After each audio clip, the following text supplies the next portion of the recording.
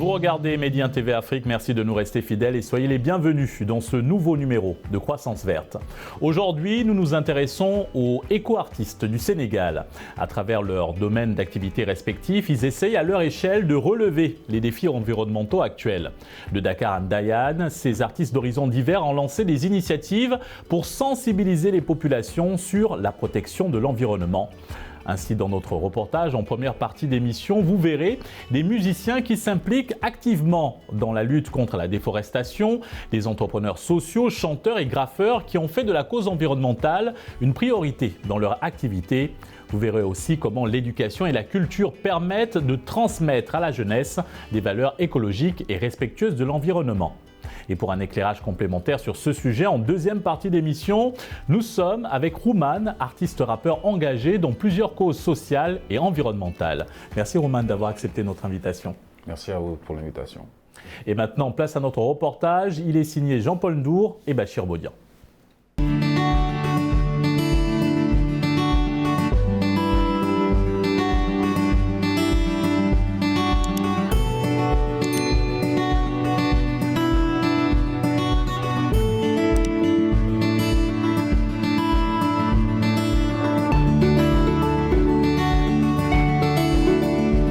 Au Sénégal, des artistes de tous ordres s'intéressent de plus en plus à l'environnement. Ils essayent d'attirer, à travers des messages, l'attention du grand public.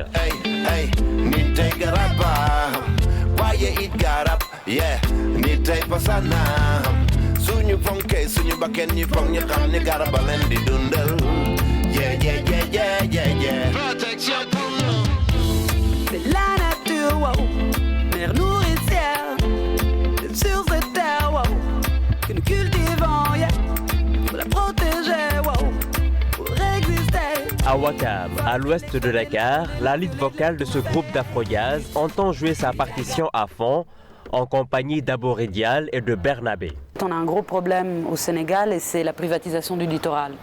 C'est-à-dire que pour une presqu'île qui du coup normalement devrait avoir des accès pour tout le monde au niveau de la plage de littoral, finalement il ne reste plus que 3 petites plages très petites qui ne sont pas privatisées, une desquelles a déjà été vendue, Hans Bernard, et que du coup en fait la population n'a plus du tout accès au littoral, n'a plus accès à la plage, ne peut plus y aller avec les enfants, et également en fait ça fait que nous n'avons plus assez d'aération au niveau de Dakar même, vu qu'il y a énormément de bâtiments qui bloquent les vents de la mer, et du coup ça fait qu'on a énormément de pollution dans la ville, or que normalement une ville qui est entourée par la mer devrait être relativement préservée de ça. Ils ont récemment scellé un partenariat avec l'Océanium de Dakar et Mao Sidibé, auteur-compositeur sénégalais, adepte de la world music. L'objectif est de sensibiliser sur l'importance du reboisement. S'il n'y a pas de pluie, il n'y a pas de plantes, on ne peut pas cultiver, du coup les gens ne peuvent pas travailler, du coup on n'a pas accès à l'indépendance alimentaire et ainsi de suite. Et qu'en fait il faut tenir compte de tous les aspects de l'écosystème pour pouvoir vivre dans une société qui est indépendante et viable. Or aujourd'hui ce n'est pas le cas. Et du coup dans notre petit, nous ne sommes que des artistes, nous avons une marge de manœuvre assez limitée. 50 km séparent le village de Ndayane de la capitale sénégalaise. Nous sommes au pôle culturel Djaram Art. La philosophie de l'association Djarama est de construire, par l'éducation et la culture, une jeunesse consciente de ses valeurs et respectueuse de l'environnement. Je suis née à Dakar, à Grand Dakar, et j'ai grandi un peu partout. Et quand j'ai atteint l'âge adulte, j'ai décidé avec mon mari de venir m'installer dans la brousse pour d'abord, parce qu'ici nous sommes dans la brousse de Ndayane. Je ne sais pas si vous connaissez la légende, enfin le conte qui raconte la petite fille qui est allée laver la coque sale dans la mer de Ndayane. Dans le conte, on raconte qu'elle est passée dans la forêt et il y avait beaucoup d'arbres, des jujubiers, des soumps. D'ailleurs, on est sous le soump. Et donc, j'ai grandi avec cette légende. Et d'avoir choisi ce lieu, pour moi, c'est quand même extraordinaire parce que je ne savais pas que j'étais dans la forêt de Ndayane. La comédienne et directrice artistique de Djaram Art s'est installée à Ndayane à l'âge de 21 ans. Aujourd'hui, la quarantaine sonnée, vivre depuis lors dans la forêt est pour elle une expérience fantastique. Quand on est arrivé ici, les gens avaient tout coupé. Donc nous, on a planté tous les arbres ici, environ 150 arbres. Et donc cet arbre soump qu'on a trouvé ici, on l'a valorisé. C'est devenu l'espace où les enfants de notre école prennent le petit déjeuner. On fait aussi des séances de contes des fois quand on accueille des artistes sous l'arbre parce que c'est naturel. Cet autre entrepreneur culturel et social est le leader vocal de son groupe, mais aussi le compositeur et le producteur. Il a traduit son engagement pour l'environnement par des actes concrets. Ça fait plus de 5 ans, 4 ans que je suis en train de bosser sur un éco-village. C'est qu'on a mis en place en 4 ans, dans une zone au Sénégal, un village écologique via des Sénégalais et des personnes à l'international pour promouvoir la lutte contre la désertification et apprendre aux jeunes qui sont dans cette localité une nouvelle manière de voir la vision du développement. Que le développement n'est pas à l'image du développement de l'Europe et que le développement est à l'image d'un contexte socio-culturel. Donc c'est la nature et tout ce qui va avec. Je pense que l'artiste doit, moi je parle de l'environnement via la musique, via mes shows, via mes concerts, voilà, via tout ce que je fais. L'homme, par ailleurs, président de l'association Unit, a mis en place un éco-village à Kamiak, dans la région de Fatick. Leur ambition, semer une graine d'humanité partout dans le monde. Tu sais, lorsque je venais au village de Kamiak, il n'y avait rien, il y avait zéro. Il n'y a pas de pluie, pas d'électricité, pas de l'eau, rien du tout. Il y a 4 ans, on est venu et maintenant c'est devenu un village. C'est où, Kamiak? Kamiak, c'est après Tataguine. C'est à Tataguine.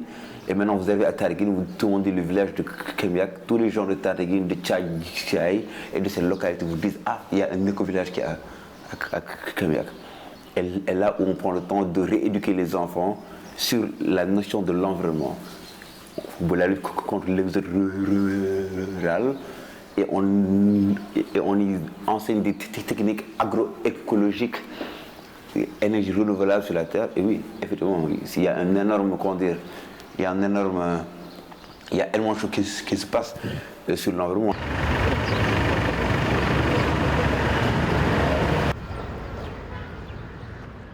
Lui, c'est Serigne Mansour Fall, alias Madzo, artiste graffeur professionnel, président fondateur du mouvement artistique et panafricain de graphe RBS Crew. Protéger l'environnement est d'abord, en son sens, un acte citoyen. C'est-à-dire des artistes qui vont tout de suite participer à l'effort de préservation de leur milieu de vie.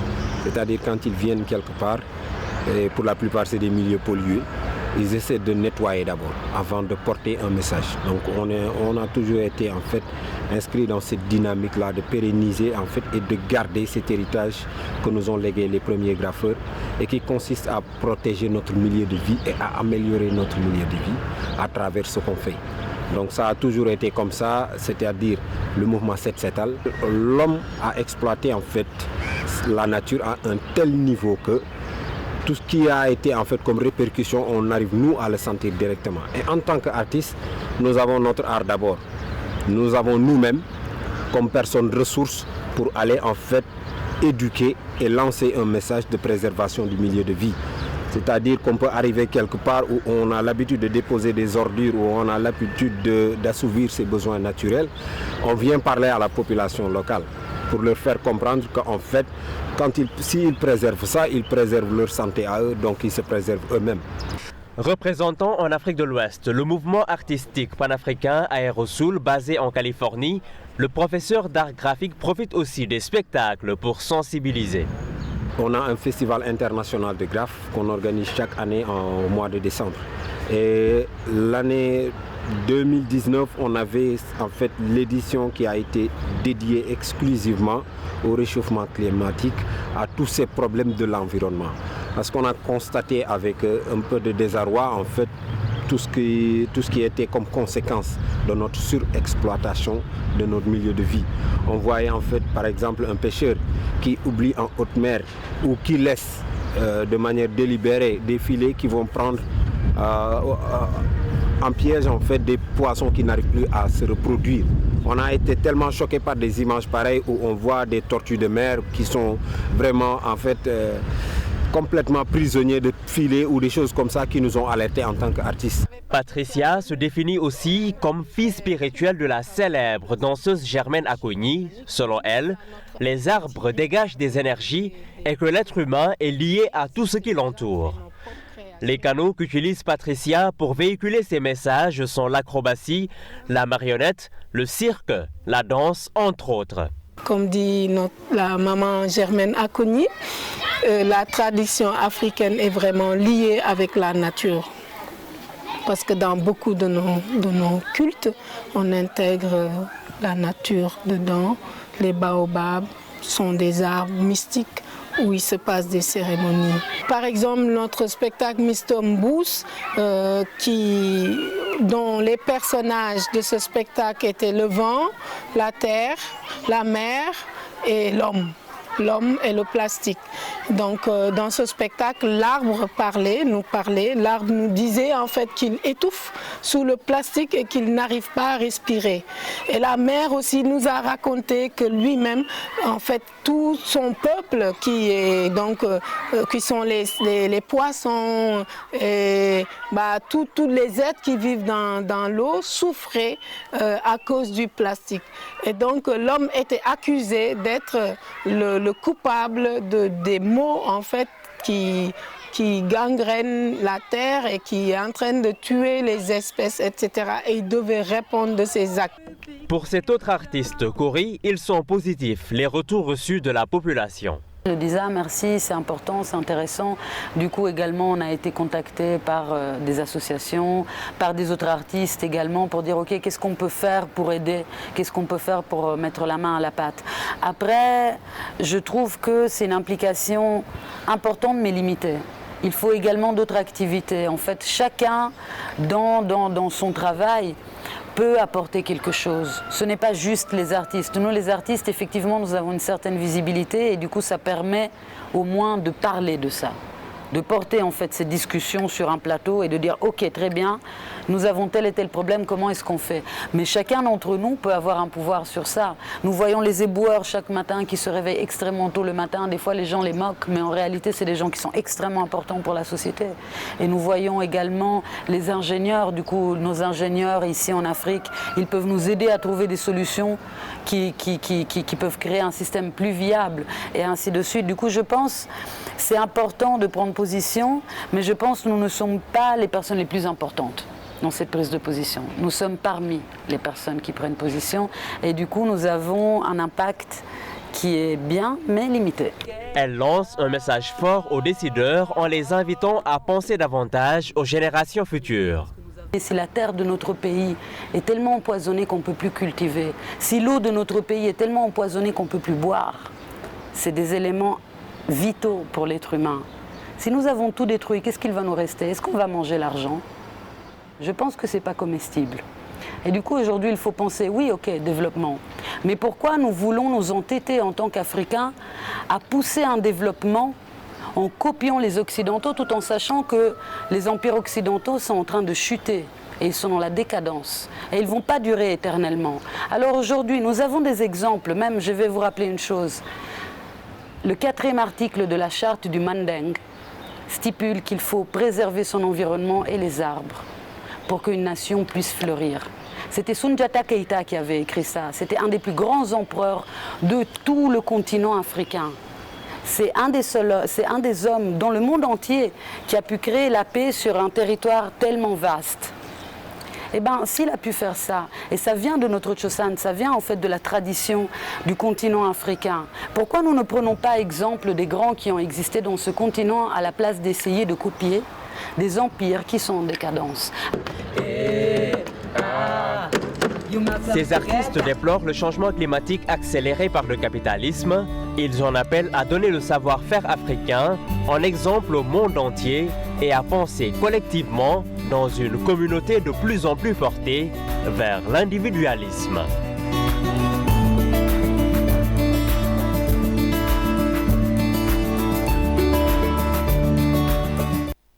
De retour sur le plateau de Croissance Verte, nous sommes maintenant avec Rouman, artiste rappeur engagé dans plusieurs causes sociales et environnementales. Nous avons vu un reportage sur l'engagement des artistes sénégalais pour la préservation de l'environnement. Que pensez-vous des initiatives qui ont été présentées ? Oui, franchement, c'est encourageant de voir que des jeunes de cette génération ont cette conscience de leur environnement. Des jeunes qui ne sont pas forcément des jeunes qui vivent dans la campagne, mais des jeunes citadins, comme on a vu sur le reportage, des taggeurs, des chanteurs, etc. Et ce qu'il faut en fait, c'est que ce soit une tradition d'être écologiste, enfin une tradition d'écologiste. Il faut que ce soit quelque chose qui soit ancré dans notre comportement de tous les jours, dans notre manière de consommer. Il faut qu'on prenne les habitudes, il faut qu'on prenne de bonnes habitudes. Les bonnes habitudes, c'est de savoir, par exemple, c'est quoi le rôle c'est quoi le nombre d'années que va mettre une bouteille avant de se désintégrer. C'est quoi le nombre d'années que va mettre un mégot de cigarette avant de se désintégrer dans la nature. Et je pense qu'il y a quelques supermarchés de la place, je ne vais pas citer de nom, qui ont commencé justement à lancer justement une campagne dans ce sens, où au lieu de venir chaque fois partir avec des sachets plastiques, mais de trouver un moyen d'avoir des cabas, ou en tout cas de trouver des papiers craft. Et je pense que ce comportement-là doit aller un peu plus loin. Le nombre de plastiques qu'on utilise dans les boutiques, chaque jour que Dieu fait, le nombre de sachets plastiques que le boutiquier nous offre, sans même se rendre compte qu'il est en train de nous offrir un poison. Il faut que tout cela, dans notre comportement, que ça se traduise. Et la meilleure manière de le traduire, c'est justement d'utiliser les artistes. J'ai vu une grosse campagne récemment écrite en Wolof avec des artistes, des influenceurs, des comédiens. Je l'ai vu sur la ville où il disait que plastique des yards, écrit en Wolof, et je trouvais que c'était formidable parce que c'était des personnes qu'on n'avait pas l'habitude de voir dans ce type de campagne. Donc on connaît l'importance de l'art de toutes les façons pour la conscientisation. Rouman, vous êtes un artiste rappeur. Est-ce que la musique peut aider les populations à réellement prendre conscience des défis environnementaux actuels ? La musique peut le faire. Et je pense qu'il faut qu'on aille au-delà même, juste d'écrire des chansons. Mais il faut que ça commence, comme je l'avais dit, même dans ce qu'on utilise comme instrument, dans la manière dont on crée la musique. Il faut que cela se sente dans notre manière, dans notre vie de tous les jours. Pour l'instant, au Sénégal, je dois avouer que les artistes, vraiment, ce n'est pas une prise de conscience collective. Parce que les artistes qui parlent qui sont écologistes, entre guillemets, malheureusement, sont mis à contribution quand il s'agit de lancer une campagne, quand il s'agit de faire de la sensibilisation. Mais dans la vie de tous les jours, ou bien des initiatives qui sont des initiatives personnelles ou des initiatives qui ne sont pas motivées forcément par des campagnes de sensibilisation, j'en vois malheureusement pas beaucoup. Vous pensez que tous les artistes doivent s'impliquer dans cette question cruciale qu'est l'environnement ? L'artiste, justement, l'artiste a un grand rôle L'artiste est un modèle. L'influenceur aujourd'hui sur les réseaux sociaux est un modèle. Parce que les jeunes ont besoin de regarder quelqu'un, de copier sur quelqu'un. Et justement, quand les artistes montent au créneau pour défendre leur environnement, pour dire les dangers de cet environnement, pour parler de ce que ça représentera pour les générations futures, je pense que c'est important que les artistes reprennent ce combat à leur propre, à leur niveau. Alors, quelles sont vos recommandations pour qu'il y ait une meilleure prise de conscience écologique dans le monde artistique, et particulièrement au Sénégal ? Bon, de toutes les façons, il faut d'abord comprendre les matériaux qu'on utilise. Il faut d'abord comprendre c'est quoi l'impact carbone, c'est quoi pourquoi est-ce qu'il est mieux pour moi d'acheter un paquet de sucre en carton recyclable plutôt que d'acheter un paquet de sucre dans telle matière. Il faut que justement on comprenne c'est nécessaire pour nous de comprendre comment est-ce que notre environnement fonctionne. À partir de ce moment, ça peut rentrer dans la fabrication au studio par exemple. Le matériel que je vais utiliser pour décorer mon studio, je dois m'arranger à ce que ce soit du matériel éco-responsable.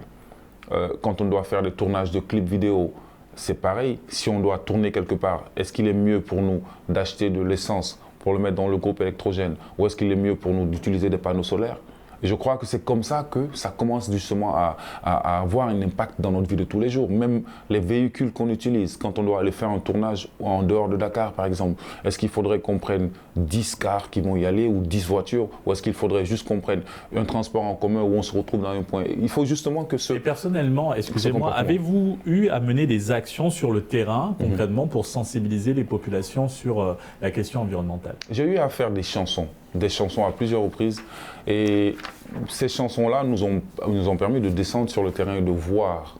Par exemple, il y a quelques années de ça, on est parti à Saint-Louis, et quand il y avait justement la digue qui s'était effondrée, et qu'on a vu l'impact que cela avait, on a discuté avec les populations sur place, et ils nous ont expliqué le problème d'où ça venait. Mais le grand problème, c'était justement les changements climatiques, et les changements climatiques accompagnés justement de cette façon dont on maltraite notre environnement. Effectivement, il y a un impact direct sur nos habitations. Mais les actions concrètes, c'est juste participer à des manifestations sur l'écologie et tout, mais je reconnais qu'il faudrait en fait qu'il y en ait encore beaucoup plus. Il faudrait que nos amis artistes aussi comprennent à quel point ce problème est un problème qui nous touche directement. En parlant d'impact sur l'environnement, le secteur de la musique produit également ses propres effets négatifs sur l'environnement, de la création à la diffusion en spectacle, sur support, en streaming, en passant par la promotion. Les pratiques n'incluent pas systématiquement une portée écologique. Alors comment le secteur de la musique effectue-t-il sa transition écologique? Est-ce que c'est vraiment d'actualité? Cette transition, c'est comme tu viens de citer, en fait. Cette transition, elle se fait d'une manière très naturelle. Je veux dire, aujourd'hui, on ne peut plus sortir de support. La musique n'est plus sur un support physique, elle est sur un support virtuel. Et donc, justement, ça élimine justement la fabrication. Avant, il fallait aller au studio, il fallait fabriquer les pochettes. Il fallait faire des affiches qu'on collait dans la ville, il fallait avoir la jaquette, il fallait avoir la pochette. Donc c'était tout un ensemble. Ensuite, il fallait avoir le CD qui lui-même était en plastique. Donc c'était vraiment, on ne s'en rendait pas forcément compte. Mais maintenant, on est obligé, on est passé justement à cette étape où la musique, elle est devenue virtuelle. Et puis plus on va aller plus loin. Le Covid oblige. Le Covid a obligé les gens à changer la manière dont ils consommaient la musique. Et même le live a changé. Si vous avez vu avec le Covid, la plupart des artistes, en tout cas beaucoup d'artistes, ont fait des lives virtuels. Donc, sur des plateformes digitales. Exactement. Donc c'est à partir de chez soi qu'on peut consommer cette musique. Maintenant, est-ce que les effets, est-ce qu'aujourd'hui, quand je reste chez moi et que j'allume la lumière pendant un tel nombre d'heures, est-ce que ça cause beaucoup plus de mal au climat, à l'environnement, que quand je vais faire la démarche d'aller à un concert? Ça, je ne sais pas exactement. Je ne sais pas si les études ont été menées dans ce sens, mais je sais que les artistes se sont adaptés forcément à la réalité du Covid et à la réalité de notre époque. Alors, comment mieux outiller les artistes sur les concepts d'économie verte, de développement durable, pour qu'ils répondent efficacement à l'urgence climatique actuelle? Bon, je pense que le ministère de l'Environnement, notre ministère de l'Environnement, gagnerait à justement beaucoup plus approcher les artistes pour que le message puisse passer. Aujourd'hui, par exemple, qu'on le veuille ou non, le phénomène qui a le plus d'impact sur la population, ce sont les séries télé. Donc les séries télévisées sont suivies par des millions de personnes chaque semaine. Pourquoi est-ce que le ministère de l'Environnement, justement, n'irait pas vers ces producteurs, ces grandes maisons de production qui font des grosses productions de telenovelas, on va dire? Pourquoi est-ce que le ministère de l'Environnement et de l'Écologie n'irait pas vers ces gens-là pour justement financer, payer des sketchs carrément dédiés à ce problème? Et je pense que ça, c'est le premier pas. Il faut que le ministère de l'Environnement et tous ceux qui s'occupent de la question écologique au Sénégal, il faut que ces gens-là changent de la manière dont ils communiquent.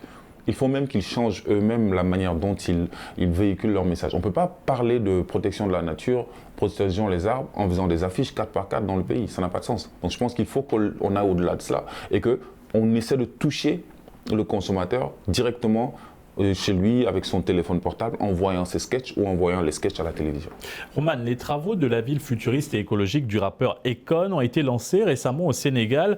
Que pensez-vous de cette initiative? Je crois que c'est une initiative à saluer et à copier parce que j'ai vu également aussi que sur certains immeubles de Dakar, j'ai vu qu'il y avait énormément, il y avait des panneaux solaires. L'étape supérieure, l'étape suivante, c'est que je déplore aussi que Dakar n'est pas une ville verte. Il y a très très très peu d'espaces verts. que ce soit dans les quartiers, que ce soit dans les immeubles. J'ai vu au Maroc, par exemple, j'ai vu un reportage au Maroc où la plupart des terrasses ou la plupart des terrasses d'immeubles, des grands immeubles, sont recouverts de jardins suspendus, etc., de verdure. Pourquoi est-ce qu'on ne copierait pas ce type de choses? Et Akon, qui a envie de lancer une ville verte, je crois que c'est les idées qu'il va lancer dans cette ville futuristique. La plupart de ces idées peuvent déjà être appliquées à notre quotidien de tous les jours, je pense. Merci Roman pour cet éclairage. Nous rappelons que vous êtes artiste rappeur, engagé dans plusieurs causes sociales et environnementales. Merci à vous pour l'invitation.